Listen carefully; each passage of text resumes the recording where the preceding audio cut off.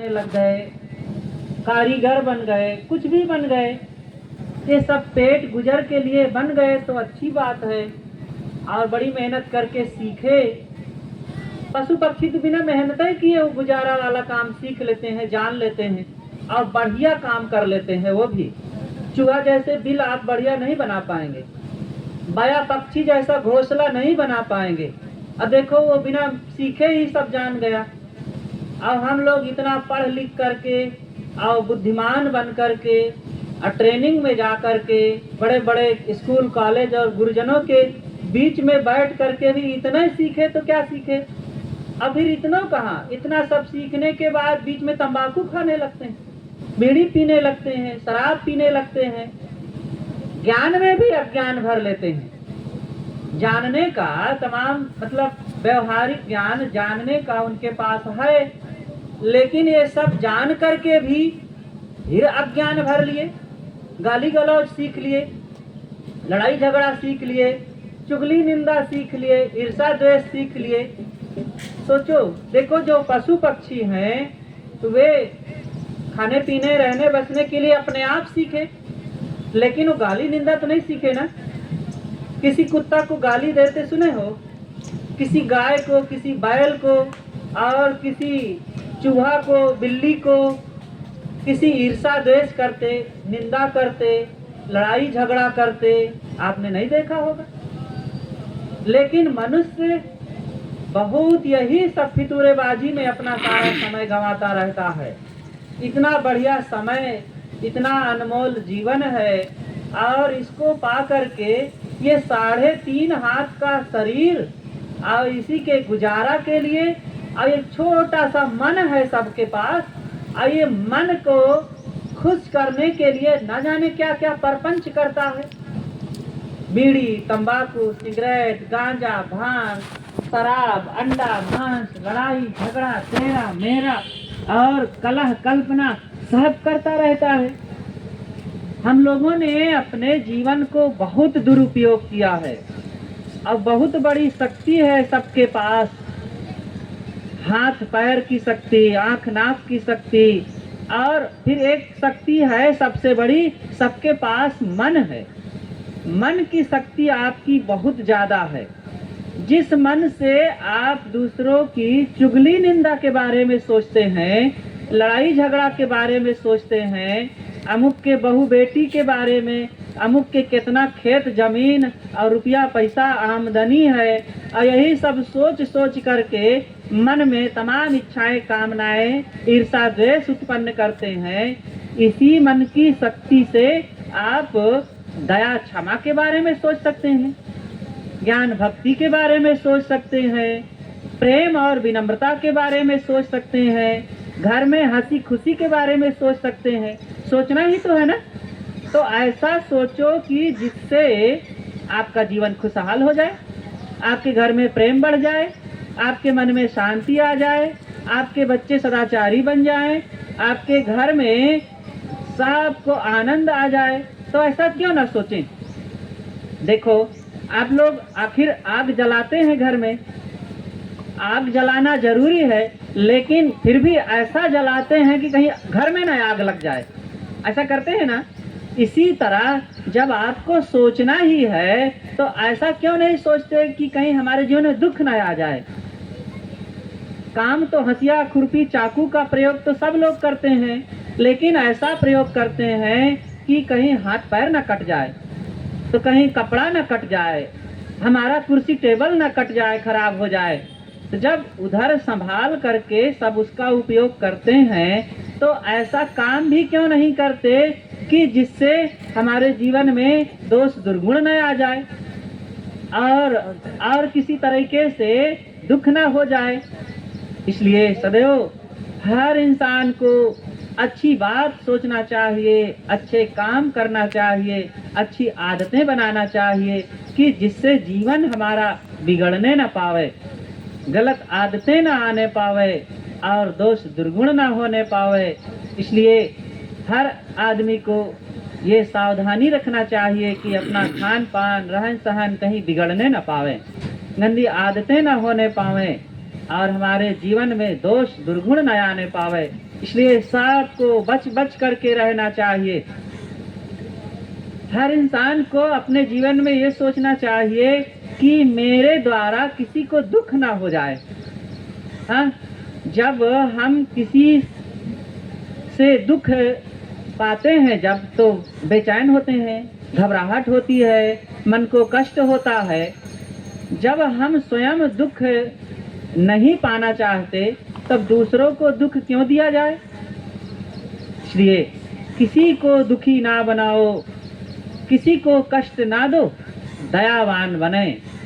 दया धर्म नहीं मन में, मुखड़ा क्या देखे दर्पण में।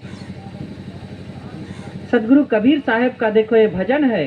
साहब कहते हैं, अरे तुम इतना सुंदर तन पाए हो, सुंदर सुंदर कपड़ा पहने हो, सुंदर घर में रह रहे हो और सब कुछ तुम्हारा सुंदर है, लेकिन तुम्हारी वाणी सुंदर क्यों नहीं है, तुम्हारा मन सुंदर क्यों नहीं है, तुम्हारे कर्म सुंदर क्यों नहीं है। इतना अच्छा जीवन पा करके देखो लोग अपने मुंह को चूल्हा भाड़ की तरह बनाए रहते हैं। एक तरफ कितना बढ़िया जीवन पाए हुए हैं और इसको पा करके लोग अपने मुंह को खराब करते हैं। पान खाते हैं, तंबाकू खाते हैं, सुपारी खाते हैं और ये सब खा खा करके अपने पेट को, अपने मुंह को लोग कितना खराब किए रहते हैं। जगह जगह देखो लोग, कई जगह देखते हैं कि ऐसा खान पान गंदा किए रहते हैं, मुख में तंबाकू भरे हुए हैं, चूना चाटे हुए हैं, ऊपर तक सफेद लाल काला दिख रहा है। ये कौन सी समझदारी है। ऐसी माताएं बहनें भी, कई लोग बीड़ी पीती हैं, ये लोग भी पीछे नहीं हैं, लेकिन हाँ, पुरुषों की अपेक्षा माताओं में काफी सुधार रहता है। तो इनकी भी कुछ आदतें, तो जितना बन सके हर इंसान को अच्छा स्वभाव, अच्छी आदत, अच्छे विचार अपना करके अच्छा जीवन जीना चाहिए। लड़ाई झगड़ा ना करें। हमारे देश में लड़ने की बहुत आदत हो गई है। विदेश से, जर्मनी से एक बार एक सज्जन आए हुए थे, वो बता रहे थे कि आप भारतवासी लोग बहुत लड़ते हैं। आपके गांव में भी तो लड़ते होंगे ना। अरे क्या पूछना, इतना लड़ते हैं कि तुम चलोगे डाल डाल, मैं चलूंगी पात पात, मैं तुमसे कम नहीं, और तुम कहाँ तक लड़ोगे, तुम एक गाली दोगे मैं 10 गाली दूंगा, मैं पानी पी पी करके दूंगा। पीछे नहीं रहते हैं। और अगर उन्हीं को कुछ अच्छी बात कहा जाए, जीवन सुधार की बात कहा जाए, सद्गुण सदाचार अपनाने के लिए कहा जाए, तो लोग अपने जीवन सुधार के लिए नहीं सोचेंगे, अच्छी बात नहीं सोचेंगे, उल्टा पलटा लोगों को करने की आदत बनी रहती है।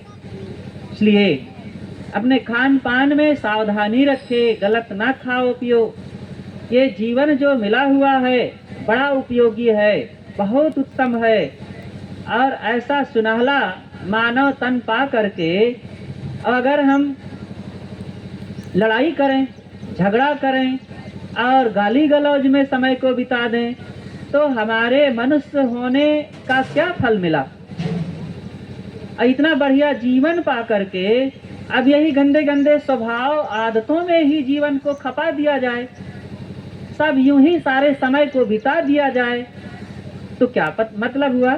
कोई व्यक्ति हो, एक भैंस पाले और ऐसी भैंस पाले कि जिससे 20 लीटर दूध होता हो, और खूब उस भैंस को खिलावे पिलावे और खूब आटा, खली, चूनी, चोकर ये सब खिलावे, और इतना सब खिलाने के बाद इतना सब खिला दिए, और इसके पश्चात इतना चीजें पा गए, खिलाए खाए, और इतना सब होने के पश्चात और उनका सारा समय लोग दोषों में, दुर्गुणों में, लड़ाई झगड़ा में, गलत खान पान में अपना समय बिता देते हैं। इसलिए आदतों का सुधार होना चाहिए, अच्छे व्यवहार अपनाने की जरूरत है। जीवन को बिगाड़े नहीं, खराब ना करें, अपनी चाल चलन को, अपने आचरणों को, अपने स्वभाव को। ये जीवन जो मिला हुआ है हमें बड़ा अनमोल है, और इसको लड़ झगड़ करके कलह कल्पना में नहीं गंवाना चाहिए। तो मैं कह रहा था कि कोई व्यक्ति एक भैंस पाले और उससे सुबह शाम 20-20 लीटर दूध दूहता हो और दूध दूह करके पका करके दही बनावे और दही को विलो करके मक्खन निकाले और मक्खन को जला करके घी बनावे और घी बनने के पश्चात उसको लाके नाली में डाल दे, तो उस व्यक्ति को फिर क्या कहेंगे? समझदार बुद्धिमान कहेंगे कि मूर्ख कहेंगे? मूर्ख ही तो कहेंगे ना। ऐसे ही हम लोगों को अपने पूर्व कर्मों से इतना सुंदर मानव तन मिला और इस मानव तन को माता पिता ने जन्म दिया, इतना मेहनत करके पाल पोस करके बड़ा किए और फिर वो पढ़ाए लिखाए, इतना खर्चा किए और घर दे दिए, जमीन दे दिए, सब कुछ दे दिए और ये सब देने के पश्चात हम जब कुछ समझदार हुए तो बीड़ी पीने लगे, शराब पीने लगे, पान खाने लगे, झगड़ा करने लगे। अब जेल जाने की बात आ गई है और चारों तरफ से थू-थू होने लगा है, जीवन बर्बाद होने लगा है। तो ये तो बहुत दूध इकट्ठा करके दही, मक्खन और घी बना करके नाली में फेंकने से ज्यादा हम तो इस जीवन को बर्बाद कर रहे हैं ना। एक बार घी को फेंक देंगे तो फिर से घी आ जाएगा और उतना ज्यादा कीमती नहीं है। हजारों मन घी से ज्यादा आपका जीवन कीमती है कि नहीं? आप अपने जीवन में इतना घी कमा सकते हैं कि आप पूरे गांव को खिला सकते हैं, लेकिन इस जिंदगी के 1 मिनट अगर आपका समय बर्बाद हो रहा है तो हजारों नहीं लाखों मन घी दे करके भी, रुपए पैसे दे करके भी उस समय को वापस नहीं ला सकते हैं। पैसे से आप बिस्तर बढ़िया सा बढ़िया लगा सकते हैं, खरीद सकते हैं, लेकिन पैसे से नींद नहीं ला सकते। पैसे से भोजन ला सकते हैं, लेकिन पैसे से भूख नहीं ला सकते।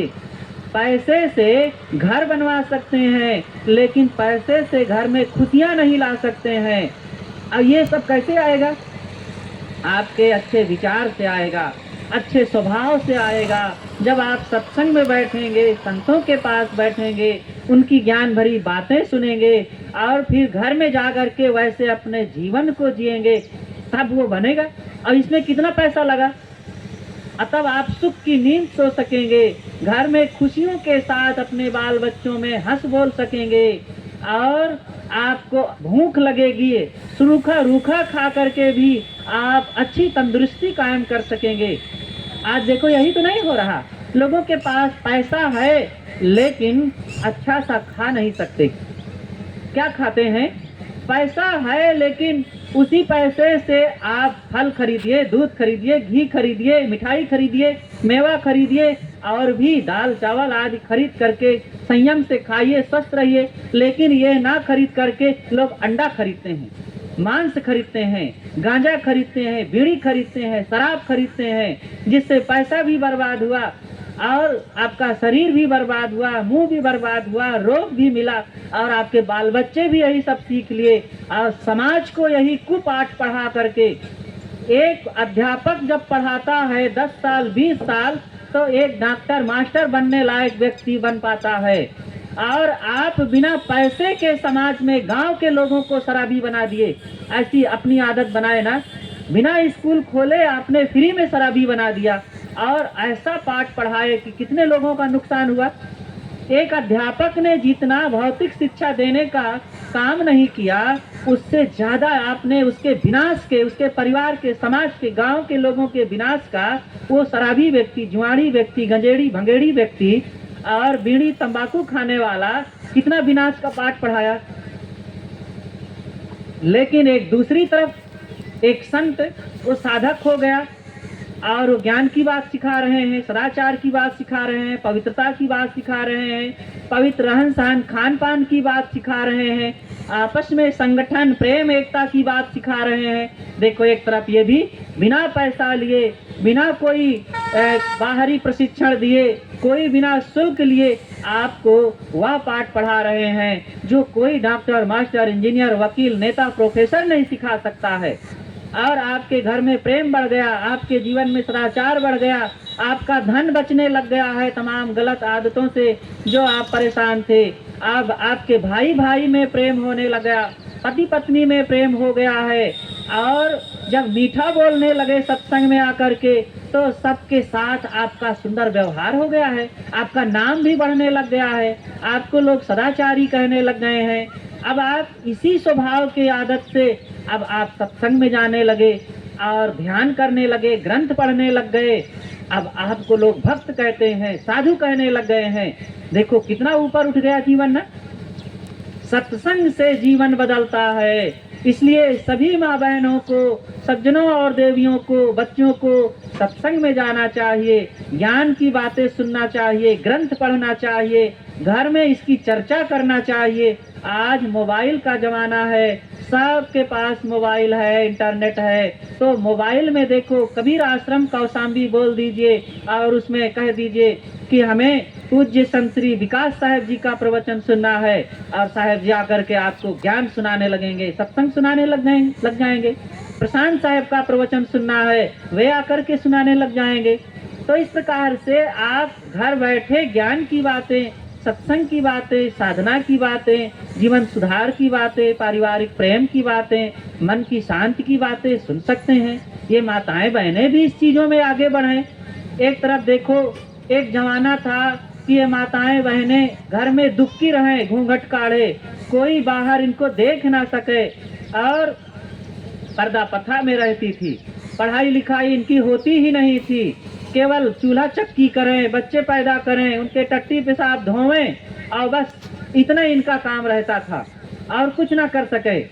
लेकिन आज एक जमाना इधर बदला है कि पढ़ाई लिखाई में आगे बढ़ने लगी, अब मास्टर बनने लगी हैं, डॉक्टर बनने लगी, इंजीनियर बनने लगी, प्रोफेसर बनने लगी और अनेक क्षेत्रों में आगे बढ़ने लगी हैं। लेकिन अगर यही देवियां बहुत कुछ आगे बढ़ करके भी सत्संग के माहौल में आगे नहीं बढ़ेंगी तो केवल भौतिक क्षेत्र में आगे बढ़ करके देह बुद्धि तक रह जाएंगी और सारा दुख वाला काम तो वैसे ही रह जाएगा। दुख इस बात का नहीं होता है कि आपके पास धन कम है, कपड़े कम है, घर कम है। दुख तो इस बात का ज्यादा घर घर में है कि प्रेम कम है, सुमति संगठन कम है, दया क्षमा कम है, भक्ति सत्संग कम है और आपके मन में संयम सदाचार कम है। इस बात का दुख रहता है। और जब तक आप सत्संग में नहीं आएंगे, संतों के पास नहीं आएंगे, अपने जीवन को सुधारने के लिए उत्साहित नहीं होंगे और घर में बैठ कर के ग्रंथ नहीं पढ़ेंगे, मोबाइल से सत्संग नहीं सुनेंगे, तो डॉक्टर, मास्टर, इंजीनियर बनने के बाद भी काम, क्रोध, लोभ, मोह आपका वही रहेगा, विलासिता वही रहेगी, फैशनबाजी वही रहेगी, दोष दुर्गुण वही रहेंगे, ईर्षा द्वेष वही रहेगा और दुख बना रहेगा। बच्चे भी आपके बिगड़ते रहेंगे। आज देखो लोगों के घरों में धन बढ़ गया है, लोगों में पढ़ाई बढ़ गई, बुद्धि बढ़ गई है, लेकिन कला भी तो बढ़ गया है।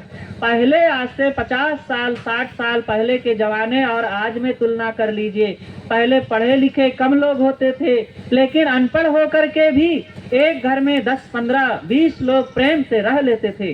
और आज पढ़ लिख करके भी 3 लोगों का एक घर में रहना मुश्किल हो रहा है। कारण क्या है? यही है सत्संग की कमी, प्रेम की कमी, सदाचार की कमी, संयम की कमी, विनम्रता की कमी, मिठास की कमी होने के कारण आज संगठन नहीं है, प्रेम नहीं है, एक दूसरे को सहने की भावना नहीं है।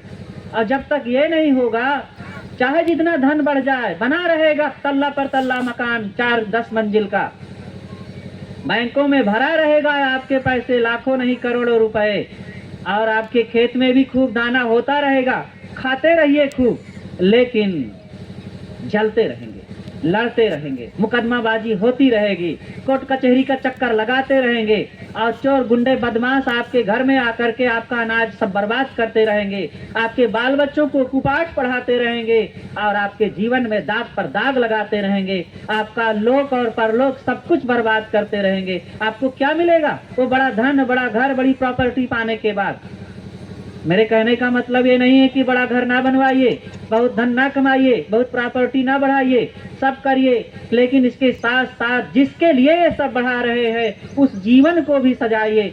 और उस जीवन की सजावट है सद्गुण तथा सदाचार।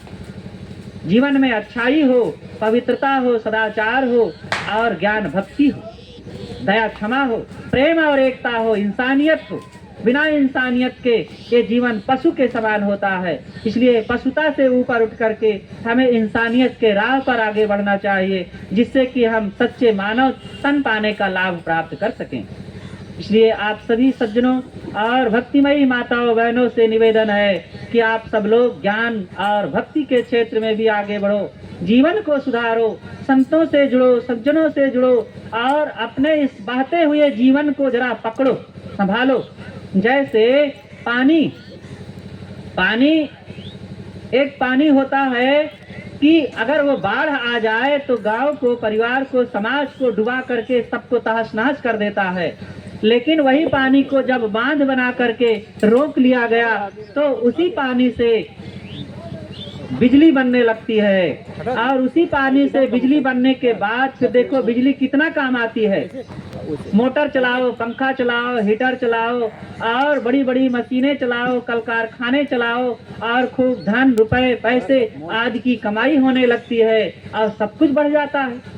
देखो उस पानी को रोकने का परिणाम ये हुआ कि बिजली पैदा हुई और उस पानी का कोई नुकसान नहीं हुआ। वही पानी दूसरी तरफ चल करके, सुनो इधर, ईटा रख दे ना, गिर जाए फट से। चल जल्दी करो, खड़ा करो, एकदम टेढ़ा काहे करा तू? खड़ा करो और खड़ा करो, कर जाओ। इधर ध्यान दे, मन बड़ा चंचल है, थोड़ा सा खन खुन कुछ हुआ तो तुरंत उधर चला जाता। और इतना हम बोल रहे हैं, इधर नहीं मन लग रहा।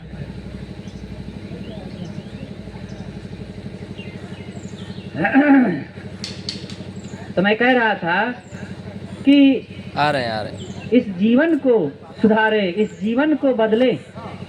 तो इस जीवन को अगर हम नहीं सुधारेंगे, नहीं बदलेंगे तो जीवन तो बीतता ही जा रहा है। जैसे मैंने कहा, उदाहरण दिया कि पानी को रोक करके बिजली बनाई गई और बिजली कितना काम आई और उस पानी का नुकसान भी कुछ नहीं हुआ। दूसरी तरफ से साइड में नहर निकाली गई और उस नहर से देखो पशुओं को पिलाया गया, खेती की सिंचाई की गई और अनेक शहरों में पानी पीने के लिए काम लिया गया। ऐसे ये जीवन है।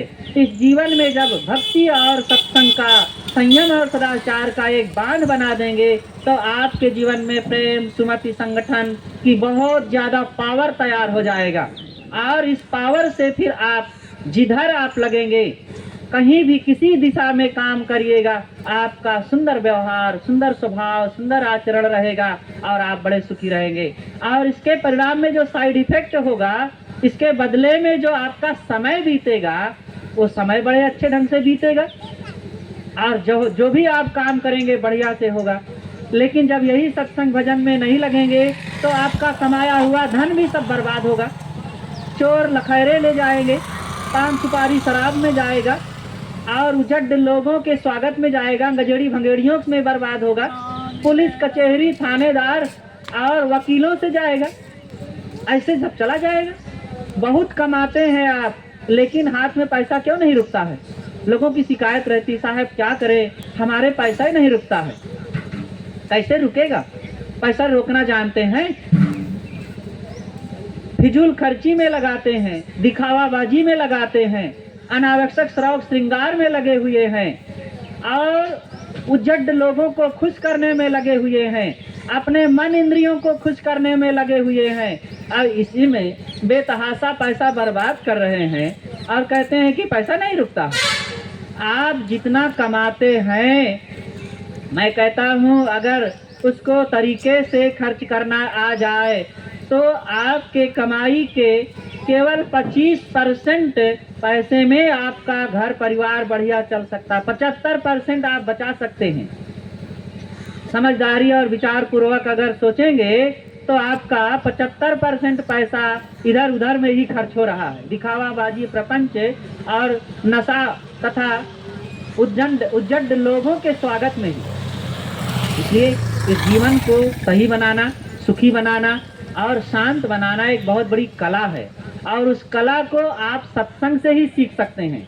इसलिए आप सभी से निवेदन है कि प्रेम और श्रद्धा के साथ और उत्साह के साथ आकर के संतों से जुड़ें, सत्संग से जुड़ें, अपने जीवन में ज्ञान भक्ति को कमाएं, जिससे कि आप जीवन सुखी हो सके, आपका परिवार खुशहाल हो सके और आपके बाल बच्चे भी इस दिशा में आगे बढ़ करके अपने आप को सही जीवन जी सके। अपनी बातें मैं यहीं पर विराम देता हूँ। हमारे बीच परम पूज्य श्रद्धेय संत श्री विकास साहेब जी विराजमान हैं। कबीर आश्रम बैगवा कौशाम्बी आपका आश्रम है, आप सब लोग जानते हैं, आते रहते हैं। और आप सबसे आगे और निवेदन है कि वहाँ प्रत्येक महीने की पहली तारीख को सत्संग होता है। आप सब लोग जरूर वहाँ पधारिए, संतों के विचार सत्संग से लाभ लीजिए। लेकिन आज कबीर आश्रम बैगवा चल करके यहाँ खुद आ गया है और पूज्य श्री साहिब जी विराजमान हैं। आपसे विनम्र निवेदन है कि आप अपने ज्ञान गंभीर विचारों से हम सबको लाभान्वित करने की कृपा करें। बोलिए सद्गुरु देव की जय।